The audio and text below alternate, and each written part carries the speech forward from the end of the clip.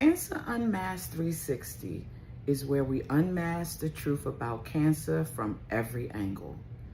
This is a place created for men and women, patients, survivors, caregivers, and advocates who are navigating the cancer journey and looking for real answers, real conversations, and hope.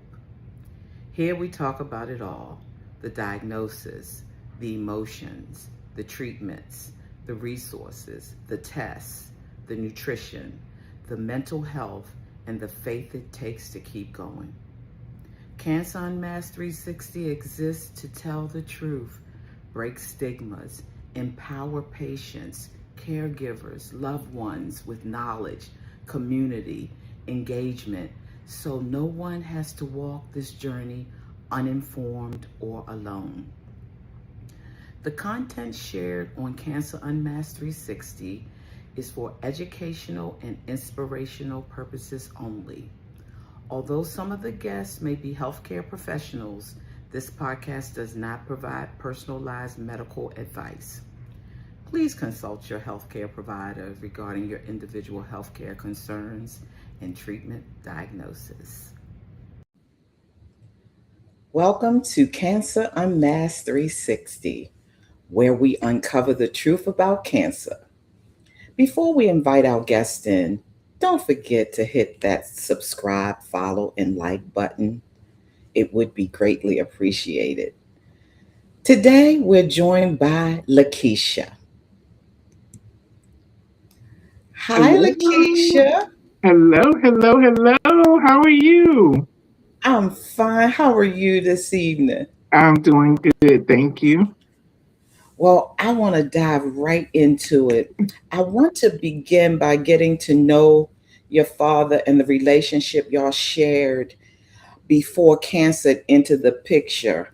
How would you introduce your father to someone who never had the pleasure of meeting him? But it's really a simple introduction for me. It's like, this is my superhero, my own personal superhero. That's what my dad was to me. He could do anything, fix anything. Just he could do everything in my eyes. Oh, wow. What role or quality or memories best capture who he was before cancer entered the picture? Um, I mean, my dad has always been something I've always admired about him even since I was a little girl, was that he's a hard worker. I think a lot of what I have in me today came from him. He was a finisher, and if it was 12 o'clock at night, he was a mechanic. And if it Oh, was okay. something that was stumping him, he wouldn't stop until he figured it out, until he was finished. So he was a hard worker. He was a finisher. He was a provider. And I was a daddy's girl. Wherever he was, I was trying to be. Oh, my goodness. I was never the daddy's girl, but I can appreciate it.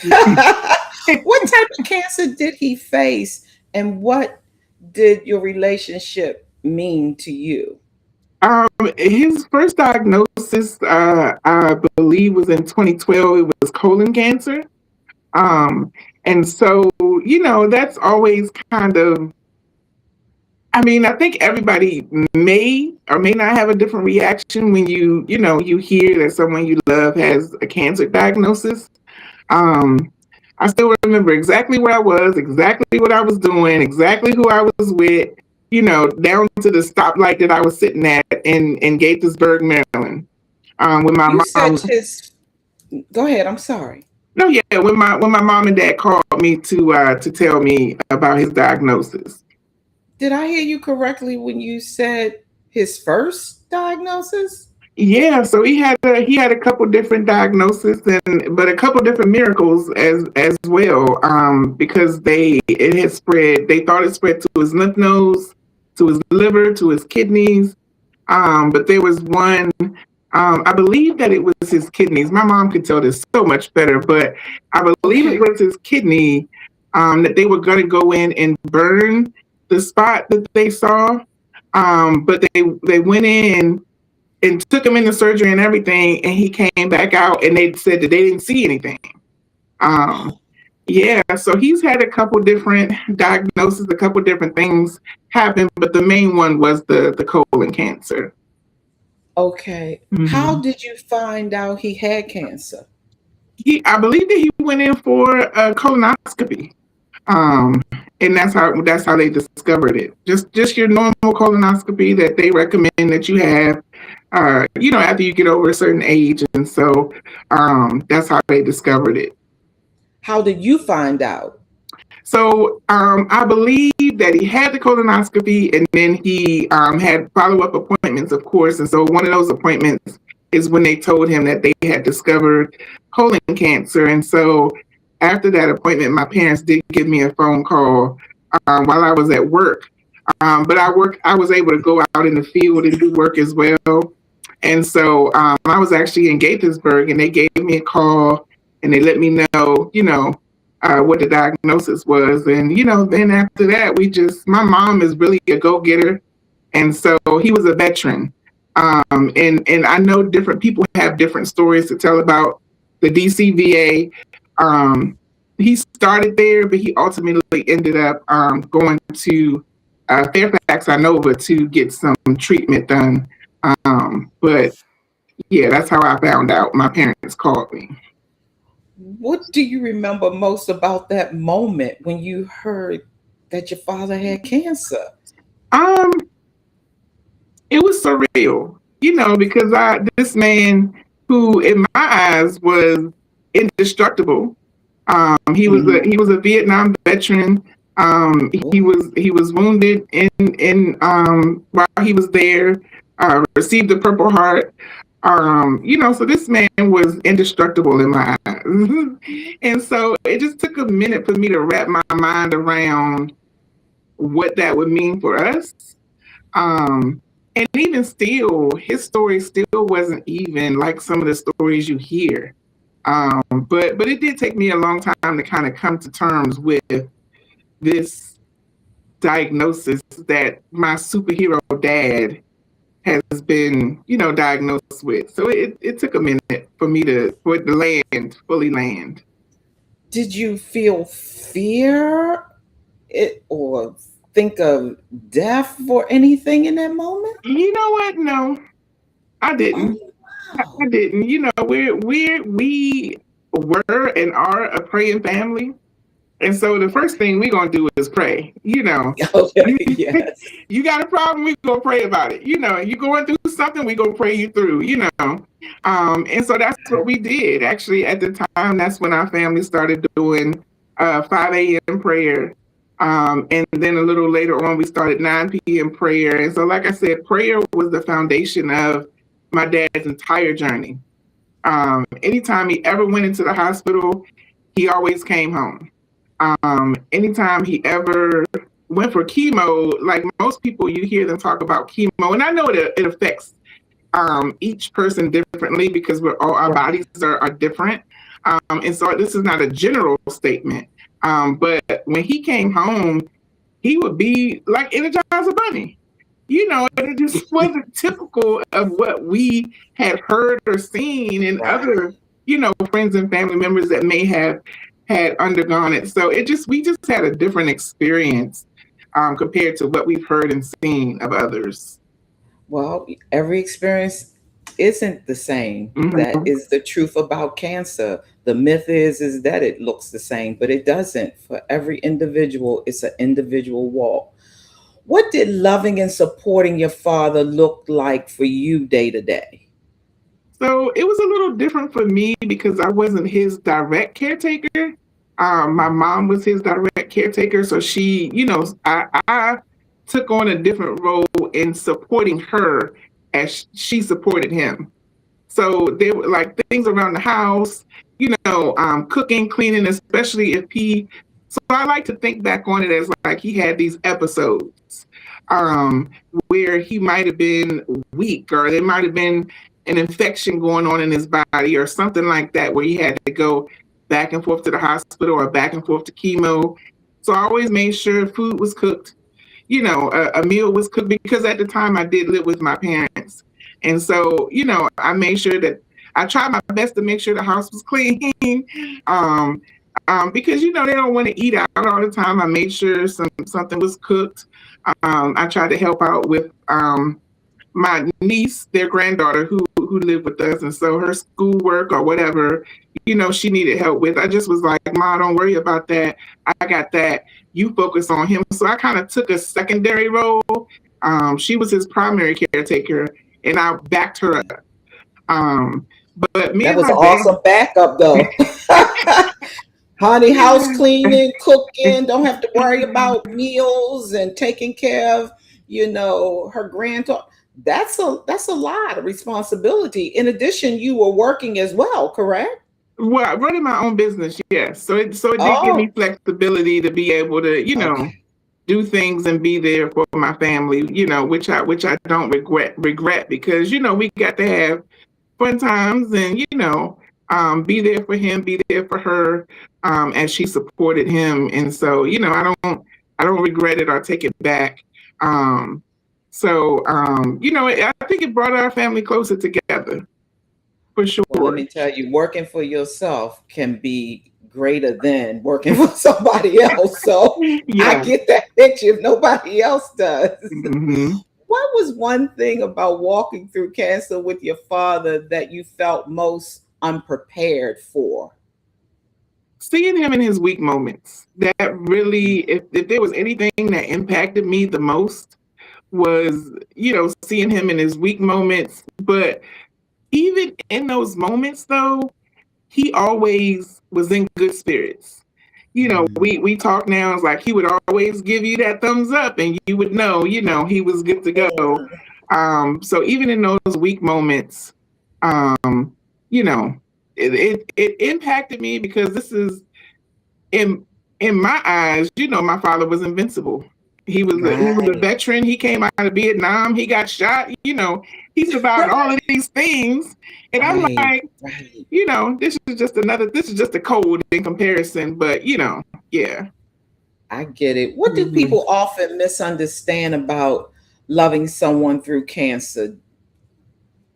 I think sometimes the impact of the diagnosis and the journey is not perceived as being as impactful on the family and the loved ones as it is on the person. Granted, we're not the ones that's experiencing, the sickness or the pain or whatever is associated with the diagnosis. No, we're not Right. experiencing that. But to watch a loved one experience it can be very impactful. There are times that I can recall now, where he had complications from the cancer, not directly the cancer, but complications from it. I watched him go out, like, Mm, pass out, and it's like, oh my gosh, what do we do? And I am not a react in the moment person. mm, I will act. I will jump into action, but my feelings and emotions come later. So it's like a delayed reaction. Um, but that's the most impactful thing. Like watching the person, like it's nothing. I can't even explain it. Especially for me, and it being my dad, and me thinking of him as a superhero. I mean, he still is to this day. God rest his soul. right. But that's very impactful to have to watch it and knowing that you can't do anything other than practice the ministry of presence. That's all you could Right. do. That's all you could do. Right. I think I know the answer to this question based on what you just said, but I'm still going to ask it because Mhm. it may be different. What was the hardest part, physically, emotionally, or mentally, Um, or all of the above? you know what? It was all of the above, but towards the end, um, there was I had about 5 months before he passed away. I Mm, moved to Texas. He had been doing well, and so God had called me to move to Texas, and I was going to be obedient. And I did talk to him, and he was like, you know, go wherever you want, do whatever you want. We know how to get to right. you, and you know how to get to us. And so, I had his blessing. I had my parents' blessing to move. And he had gotten sick, and was having some issues with his uh, what are they called? It's I think it's connected to your liver, like biliary ducts, if I'm saying it correctly. Okay. And I could be mis saying it, but it's like these ducts that lead to your liver. He was having some Okay. issues with that and having some infections reoccur. So that's what was going on, and he ended up going into the hospital. And so that morning on the way to the hospital, he called me, and this was the first time he sounded different. And he had a season of where he was in and out, in and out, in and out of the hospital, in and out of the hospital. And so this time, it was different because he said, "I'm tired." He Oh. never said, "I'm tired." He'd just be like, everything is okay. And, he tried to make sure we were okay, even if he was in a hospital bed. But this time he called, he asked me to pray, and I prayed. It was a Monday morning, and I still remember. I was on the way to work. He asked me to pray for him. I prayed for him. And then he said, "I'm tired, Boogie." That's what he called me, Boogie. What was your name again? Boogie, Boogie. Okay. He All said, "I'm tired, right. Boogie." And I said, I know, you've been through a lot, but Mhm. we're just gonna trust God through this. And so that I think impacted me more than anything else the entire journey. From Mhm. 2012 to when he passed 3 years ago, that was the most impactful, mentally impactful.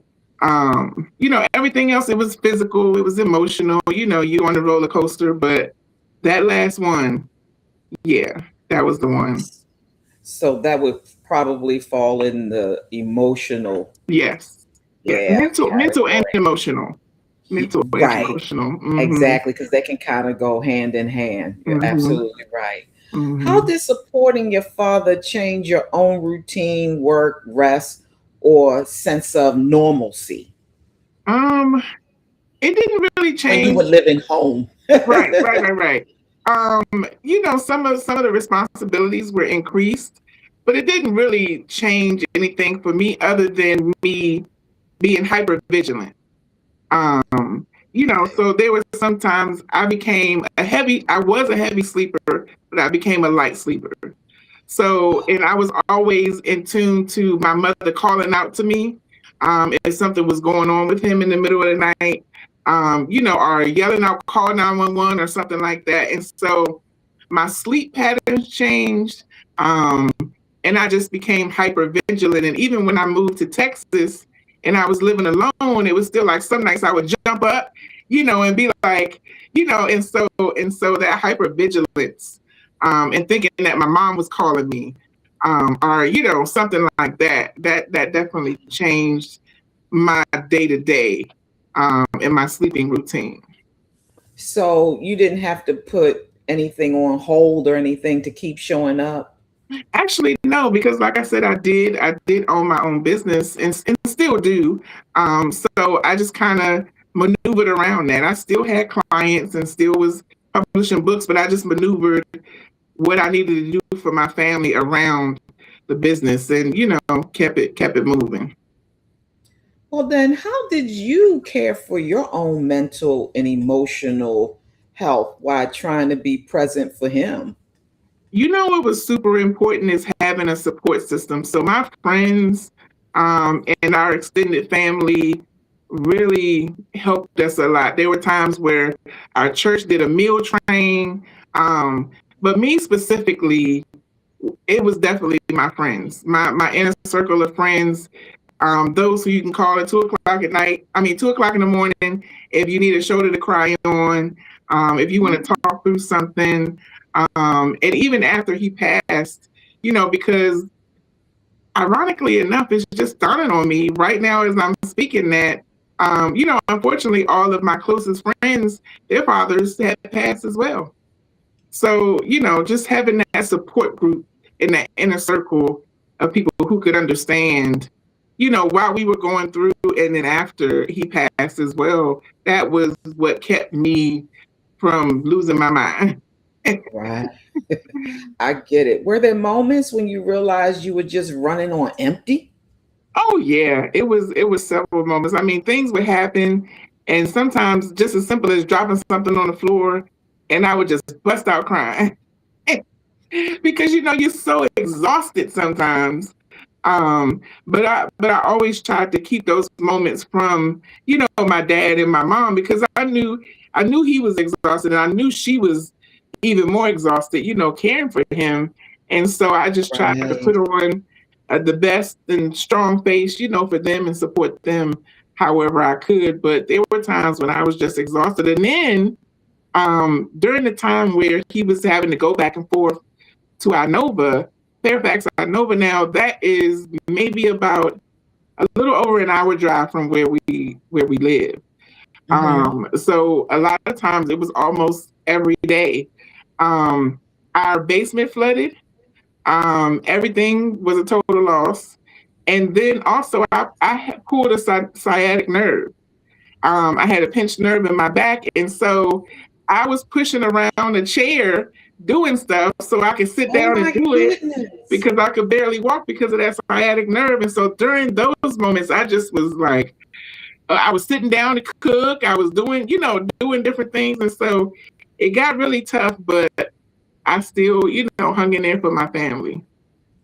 It's surprising what kind of strength we can muster it up when we know someone else is going through and we need to be there and follow through for them. It's amazing.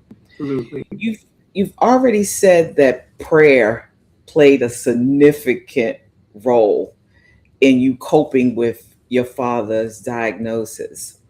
Were there moments where your faith was strengthened or challenged? Um, there were both, of course. There were moments where my faith was strengthened when we just saw God show up. And my faith was always strengthened when I would see him or hear him, and he would be worried about me or, worried about what was going on at the house. And we're like, just get better. Or, he was not the kind to be down and out. And of course, seeing somebody go through that and wondering if an end is going to come. And as we begin to consider his quality of life, Yeah. that's the times when your faith could be challenged, and the way that you pray definitely changes. We just don't pray little prayers. We pray big, bold prayers. But we also have to understand what we're praying and how we're praying. And I say that because a lot of times something that really challenged my faith is we pray for people to be healed. And we get upset when they pass away, but when in reality our prayer was answered, right? Because they are healed now that they're on the other side of the sickness. Um, Right. and so a lot of times we just have to realize that. And so that shifted in my mind. And so I just Mm. prayed for God's will to be done. I did pray for his healing, of course, but like I said, he's healed now.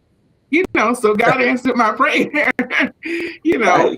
But that was something that can really shake your faith when you're praying one way and you're expecting one way, and God is like, this is how I'm going to answer this prayer. And it may not look like what you want it to look like. Exactly. But like you said, but let your will be done. Yes, That takes precedent over everything that you've asked for. Because no matter what you're saying, I want in the moment, Lord, what your will is, I'm willing to be okay with. absolutely. So it's wonderful. Okay. What kept you going on the days when you were overwhelmed and afraid? And I'm gonna use the word afraid lightly. Two things. Again, our faith. And me and my dad had a really great relationship in my adulthood. And not that we didn't in my childhood, but as I came to understand some things about him and being a parent and all of that, but we were cut up buddies. Like we would joke, we would, no matter if he was home, if he was in the hospital, that is something that kept us going. It kept us grounded. And then our friends and family definitely kept us going, kept us grounded. When I felt afraid, when I came out of my room, their room was right down the hall, and he had a recliner that was sitting right in front of the door. And every time I came out of my room, he would say something or ask something, or he also, my family calls me Keisha or Key. And so my dad called me Killer. He was like, "What's up, Killer?" And so I'd be like, nothing. But so every time I came out of my room, he'd be like, "What's up, Killer?" Because he could see straight down the hall. And so just a little, I know you're going to be calling me that later, but just the little things like that kept us grounded, kind of dissipated the fear if we were having some struggles. But yeah. What would you say people who love someone with cancer needs more permission to feel or admit? You need permission to admit that you're afraid. It's just so many unknowns along the journey. You need permission to feel everything that you're feeling, and be okay with not understanding if you can't even articulate what you're feeling. I think those are the top two things, on this journey. Just, it's okay to be afraid, and go through the journey afraid. That's all right, because, greater is he that is within us than he that is within the world. God will take care of the rest. His grace is sufficient. And what is it? Over 66 times in the Bible, it says, "Be not afraid." So God knew that we were going to be afraid. So you got one of them scriptures for each day of the year, plus one. I believe it's 366. So that's a good way to look at it. Yes, you're covered. You're covered. So you have permission to be afraid. You have permission to feel all the feels, but you don't have permission to give up. Yeah. Powerful. Mm-hmm. That's powerful. Mm-hmm. You've already talked about what a magnificent support system you had. What kind of help actually made the most difference? Not to say one was greater than the other, but certain things have a greater impact than others. I don't know. That's a hard question, because during some of the difficult moments, you're just grateful for whatever, big or small. I think one of the most impactful things for me was while I was in Texas, and my friends would go visit him. So that definitely impacted me. But for sure, just knowing that my mom is one of the strongest women that I know. And I will say that until the end of time. But knowing that she had some support, and people loving on her and encouraging her. There was one time that the church just randomly took up a collection and gas money for her, because, like I said, going to Inova was over an hour away, and gas is not cheap. It wasn't then, and it's not now. And so, just little things. It seems little, it seems small, but it's big in the grand scheme of things. And so those are moments that I still cherish and that I appreciate the most. So were your girlfriends like close to your father prior to this? Oh yeah, they called him Pop Pop. Oh yeah. Yeah, he had a relationship with each of them, and they had this thing. Well, me and my dad had this thing where if I was going out, he would say, "Bring me something back." And I would be like, "Okay, I'm coming back." But I would always bring him back a piece of chocolate or something sweet. Like, that was our things, chocolate.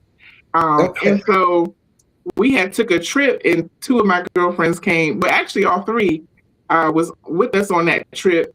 And he was in the store getting his little snacks and knickknacks. And one of my friends was like, "Oh, you want to get that? I'll get it for you." And so since then, she would always send him something. When I would go to her house, he would be like, "What you got for me? What did she send me?" And I'm like, "Who said she sent you something?" And so they all He had knew their she did. he knew it. And so they all had their own little thing. So that was definitely special. Yeah, and certainly one of the reasons I would say that they showed up while you weren't there, Absolutely. helped Absolutely. to fill in the gap because they looked at him as a father figure. Yeah. Yeah, for That's what sure. good girlfriends will do, or good friends. They Absolutely. don't have to be girls, but good friends will do. Yes, Were absolutely. there moments that you felt unseen, unsupported, or even forgotten while supporting your father? If there were, they were. I didn't notice it. I didn't realize Okay. it. It's kind of like you get tunnel vision. And sometimes when you're running on empty, you just got to focus on, what you got to do. And so some things are missed in that regard. So there was never a time that I felt overlooked, unnoticed, nothing like that. Mm-mm. Good. Did cancer change your relationship with your father in the aspects of you all became closer, or you felt like a distance because of his sickness? Did anything change in the relationship? We definitely became closer. It was almost like when I was younger, I was a daddy's girl. And then the older I got, maybe in like high school and college, we weren't as close. But then after I graduated and I was an adult, we definitely got close. And then certainly after the diagnosis, we got even closer. And it was just like, I enjoyed spending time with him. He was a talker, and sometimes I would be like, okay, let me wrap my mind around, because I mean, he could go. He could go, but we would watch westerns. We like action movies. We would watch action movies. So we just got closer. We started doing like daddy daughter breakfast. Because he loved to eat. And so we would go to restaurants and eat and stuff like that. And sometimes we would let my mom come too. Let your um, mom come. we would let my mom come too, but Spoken just like a true daddy's girl. Let the mom come. absolutely. But we definitely got closer for sure. Hmm. How has this experience changed the way you see yourself? Um, I didn't realize how strong I was during his journey and after. Because I know that we're talking about the cancer journey, but I just want to take a moment and say that when someone close to you passes away, um, you're not only grieving the loss of that person, but you're grieving who you were when that person was alive. And so I will always be Cleo's daughter, but now I'm just Cleo's daughter in his absence. And so, and so that changes how you view yourself, how you view the world. But it just going through the journey with someone, with a loved one, especially someone like a parent or a sibling, or someone you were super close with, it definitely changes your perspective on things. You become more intentional about spending time, about making phone calls, about sending that text message. So the intentionality for me definitely changed during the journey, and most certainly after, witnessing the journey. Well, let's talk about that moment since you brought it up. I think it's a significant moment to talk about once he passed away. Where were you when you learned that he had? So I was actually in San Antonio. Um, if I remember correctly, it was a Monday. It was September 18th. Um, it was early in the morning. For Since it was a time difference for me, it was like 1 a.m. But here, of course, it was 12. Mhm. And so I remember that throughout the whole day, the doctors were saying different things. I was at work. I finished work, I came home, and my mom was like, I think you probably should get ready to find a flight or get on the road or, however you're going to come. Um, and so, I just was like, okay. So I remember my sister-in-law actually called and said he was gone. And it was kind of like, it clicked, but it didn't click.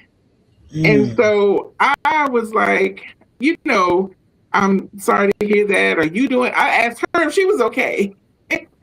Mm. You know what I mean? And so it just was like, it didn't click immediately. Right. Was he And in so hospice?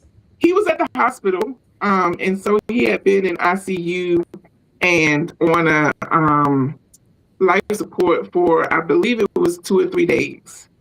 Um, Okay. yeah, Okay. so it So wasn't you it kind wasn't of knew hospice, something but was to the end. Okay. yeah. So when she called, and then it almost was like, hey, are you okay? And she's just like, it was very, very short, a very, very short phone call. I don't even think it was 2 minutes.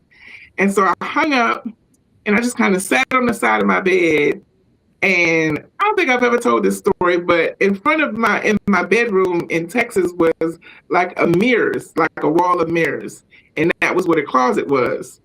And so I sat there, and then of course a couple minutes later the tears came, and I looked Mm. up at myself in the mirror, and then I laughed.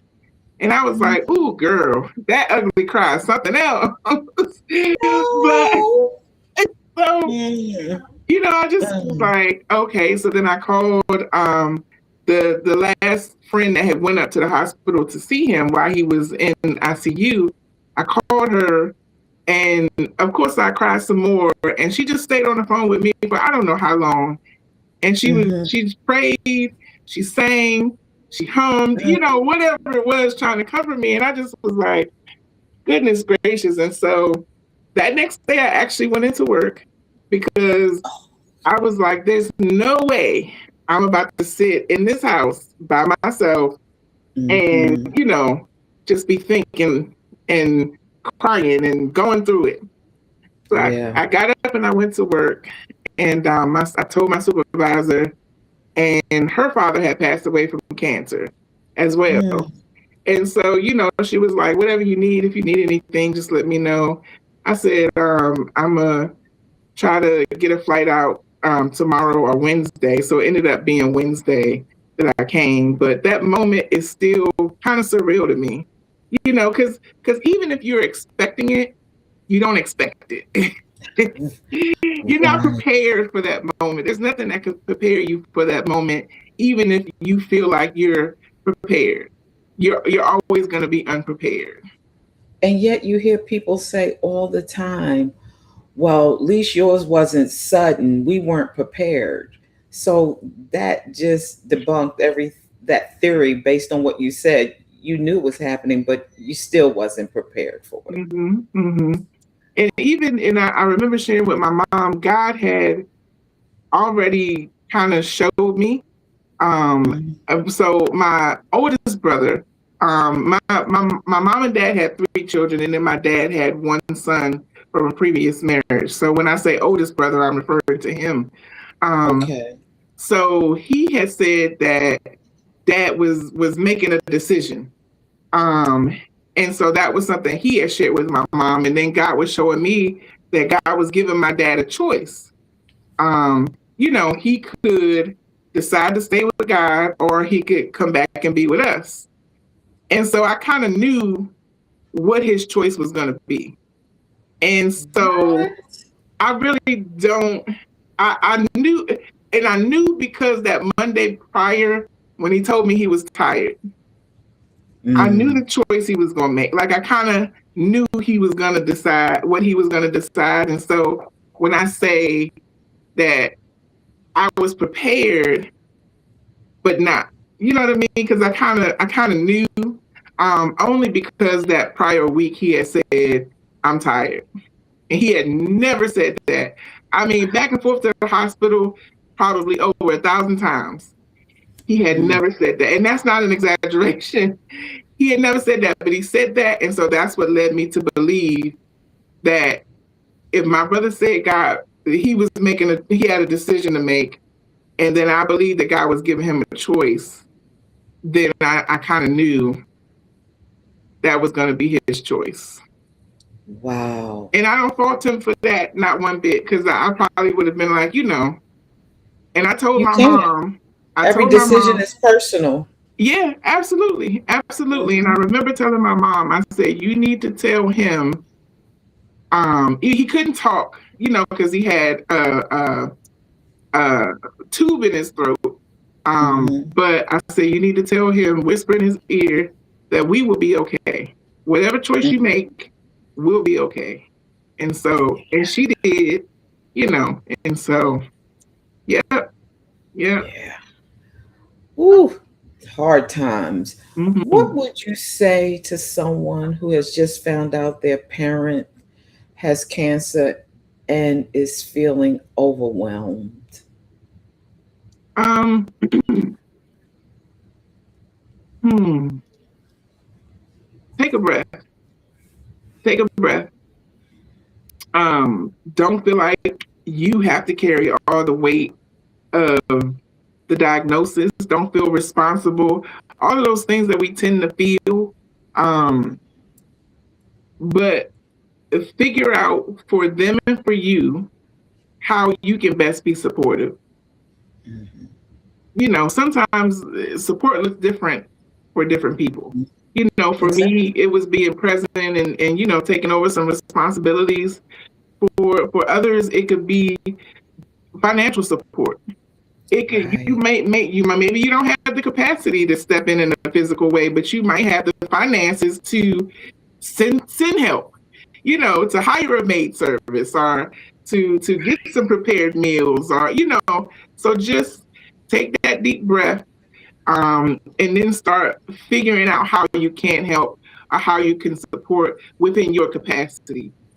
Because when we take stuff on that we're not meant to carry, it leads to Mm. burnout and exhaustion and anger and bitterness and all of those things. Right. So that's the best first step, to just take an assessment of how you can help and then move forward from there.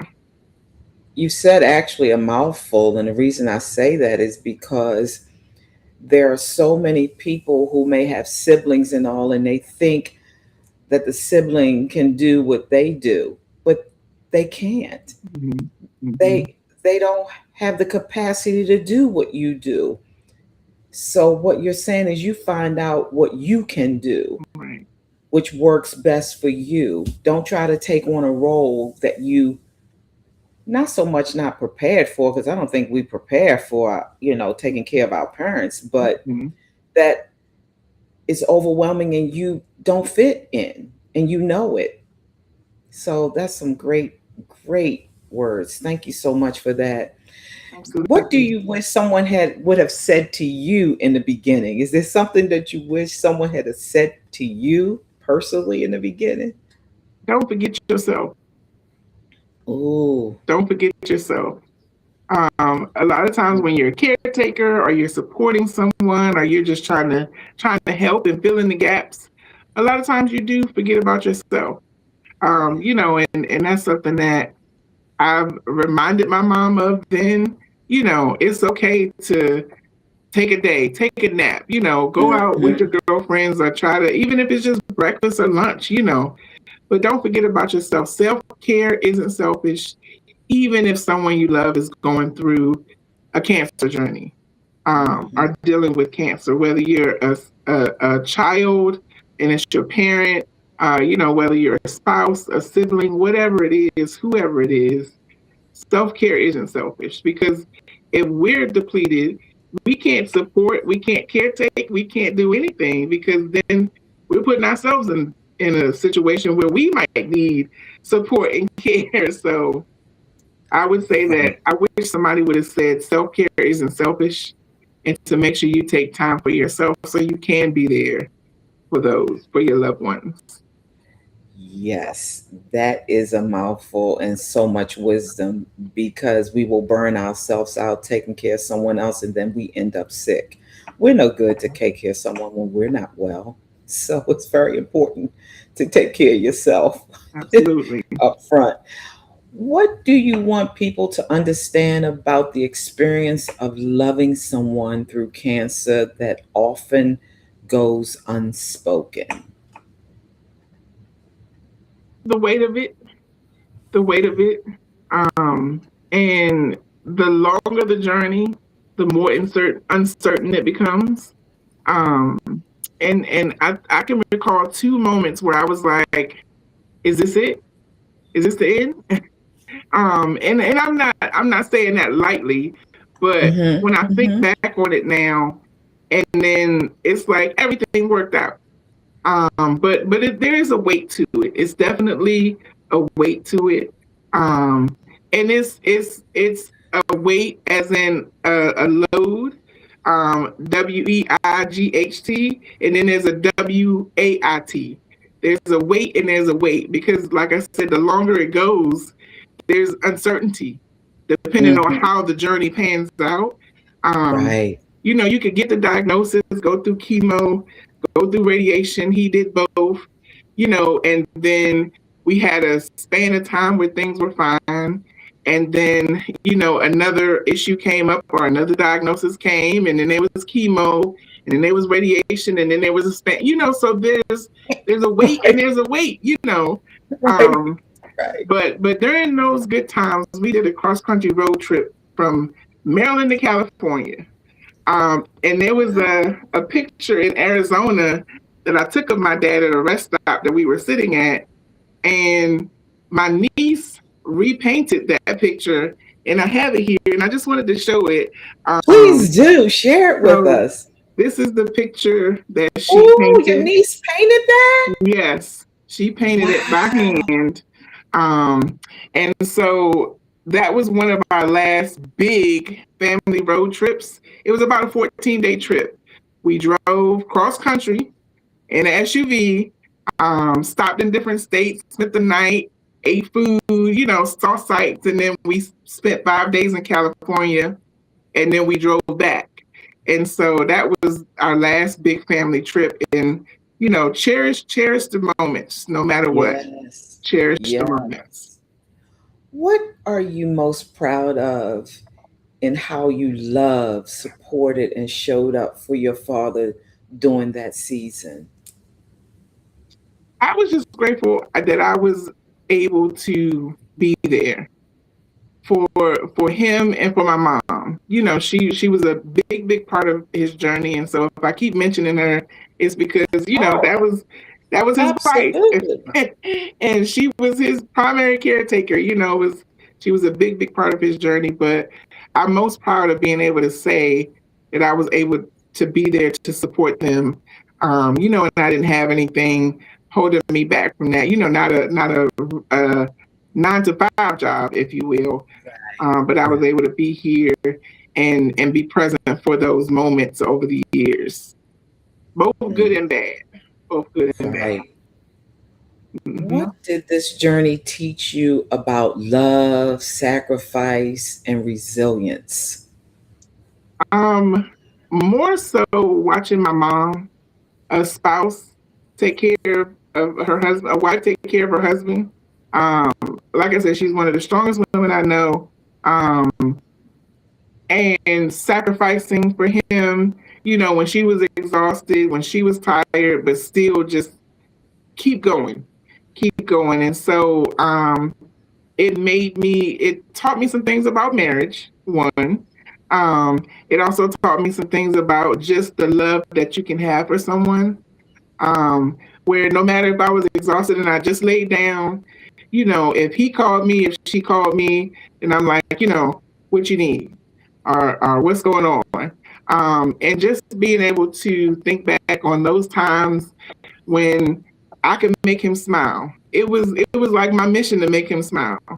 Um, Yeah. and so if it was me bringing him back a little bite-sized piece of chocolate, he was happy. And so the way that you love someone when you go through a journey like this, because like I said, the weight and the uncertainty, it does make you love a little harder. It makes you try to create more memories. And so it definitely will change you for sure. Well, as we wind up for our last question, I want you to finish this statement for me. Loving my father through cancer taught me.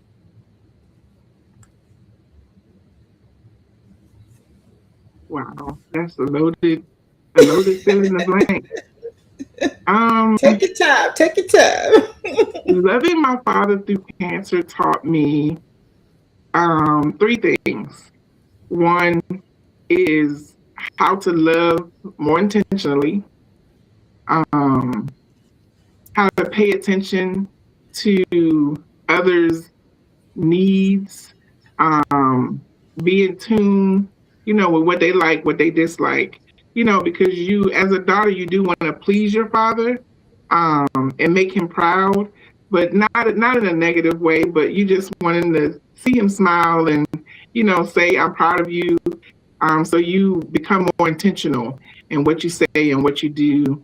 And then last but certainly not least, um, I believe that I became a more confident woman, and my faith definitely grew during those times. So those are three things that I guess, three ways that I changed over this journey, and it taught me how to love a little deeper. Well, Keisha, if you don't mind me calling you Keisha, I'm Of so used to course. calling you Keisha instead of LaKesha. Thank you from the bottom of my heart for sharing your journey, because I think it's so important that people know that cancer affects the whole household. Absolutely. And you sharing your journey, I'm sure it will help someone through their journey. So thank you so much for your time. Absolutely. Thank you for having me. Well, another great episode. Thank you for joining. And please don't forget to subscribe, follow, and like. I'm your host, Desi Waters. Until next time.